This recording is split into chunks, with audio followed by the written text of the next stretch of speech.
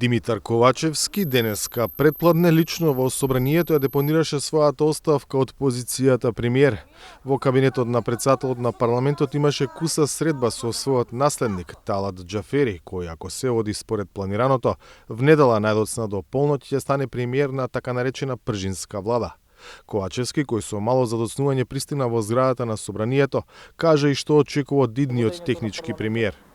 Јас дојдов со друго искуство во водење на корпорации, така да веројатно стилот ќе биде различен, меѓутоа државата секако дека ќе задржи својот стратешки правец, а тоа е западна ориентација, стратешкото партнерство со Соединетите американски држави и техничката влада исто ќе се грижи за граѓаните, бидејќи се уште сме во криза, така како што ние тоа го правевме во изминатите 2 години. Малку задоснив, меѓутоа имавме со министрите една неформална средба на која што им се заблагодарив за напорната работа во овие изминати 2 години. Сите тие може да бидат горди, исто како што сум ја горд на се она што направивме за државата, за граѓаните во изминатите 2 години во време на една тешка економска и енергетска криза, 2 години на војна на европскиот континент. На утрешната собраниска седница ќе се констатира оставката на Ковачевски, со што и целиот негов кабинет е во оставка. Утре треба да биде избран и новиот претседател на собранието, пратеникот на СДСМ Јован Митрески, кој доаѓа на местото на Талат Џафери. Потоа шефот на државата Пендаровски по добиената информација за оставката на премиерот, на Џафери ќе му го додели мандатот за формирање влада. Мандатарот најверојатно в сабота до собранието ќе ја достави програмата и предлог членовите на новата влада која парламентот треба да ја изгласа до недела на полноќ. Во неа ресорите за внатрешни работи и за труд и социјала ќе ги водат кадри на ВМРО ДПМН, Панче Тошковски и Ѓоко Велковски.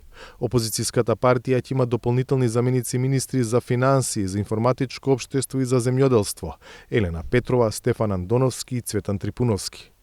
Тоа што од понеделник заедно со СДСМ и со ДУИ ќе биде дел од пржинската влада, не ја спречи ВМРО ДПМН денеска пак да ги повтори критиките за овие две партии. Денеска Димитар Ковачевски си дава оставка. Ова е почеток на крајот на СДС и ДУИ.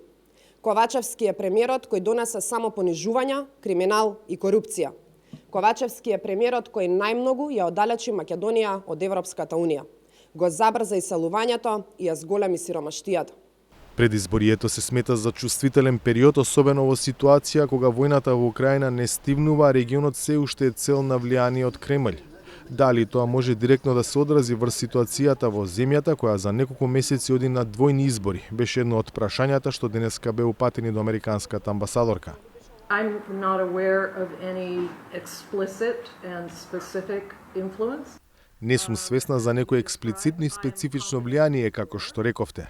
Уверена сум дека тоа е тука, бидејќи генерално го има во регионот.